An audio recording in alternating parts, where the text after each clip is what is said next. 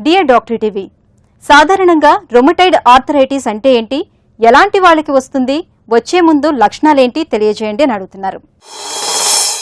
Rheumatoid arthritis రావడము ముఖ్యంగా ఆడవారిలో వస్తుంది.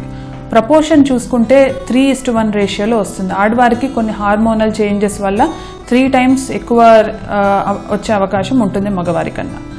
అలాగే ఇది రావడానికి పర్టికులర్ వయసు అనేది ఏమీ ఉండదండి. 2 సంవత్సరాల పిల్లల నుండి 90 సంవత్సరాల వాళ్ళకి ఎవరికైనా కూడా రావచ్చు. కానీ 40 నుండి 60 సంవత్సరాల మధ్యలో ఈ జబ్బు వచ్చే అవకాశం ఎక్కువ ఉంటుంది.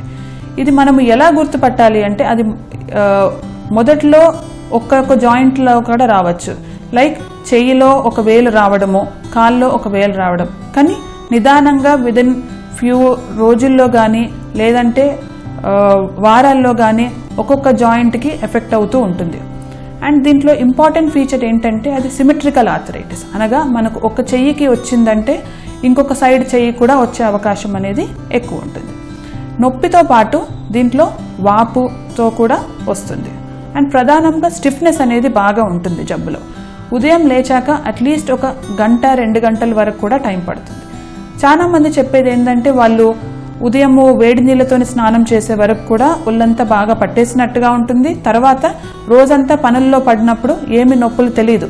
మళ్ళీ సాయంకాలం ఊరికి అలా కూర్చొని లేవడానికి పోతే మళ్ళీ బాగా ఒళ్ళంతా పట్టేస్తుందండి. ఇది కీళ్లవాతం ప్రధాన లక్షణం. నొప్పులే కాకుండా దీంట్లో జ్వరము రావడము, బాగా అలసటగా ఉండడము, ఆకలి తగ్గిపోవడము, బరువు తగ్గిపోవడం, ఇవన్నీ కూడా జబ్బుకి లక్షణాలు.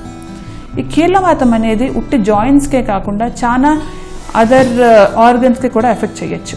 లైక్ కంటిన్యూ ఎఫెక్ట్ చేయొచ్చు. బోన్స్లో కాల్షియం తగ్గించేసేసి బోన్ క్వాలిటీని తగ్గించవచ్చు.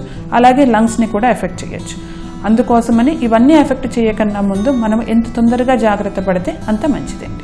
దీనికి ట్రీట్మెంట్కి వస్తే మొదట్లో మనము నొప్పి టాబ్లెట్స్, స్టెరాయిడ్స్ అనేది ఇవ్వాలి. చాలా మంది ఒక అపోహలో ఉంటారు, స్టెరాయిడ్స్ అంటే దానికి అడిక్ట్ అయిపోతాము, అది వాడకూడదు అని.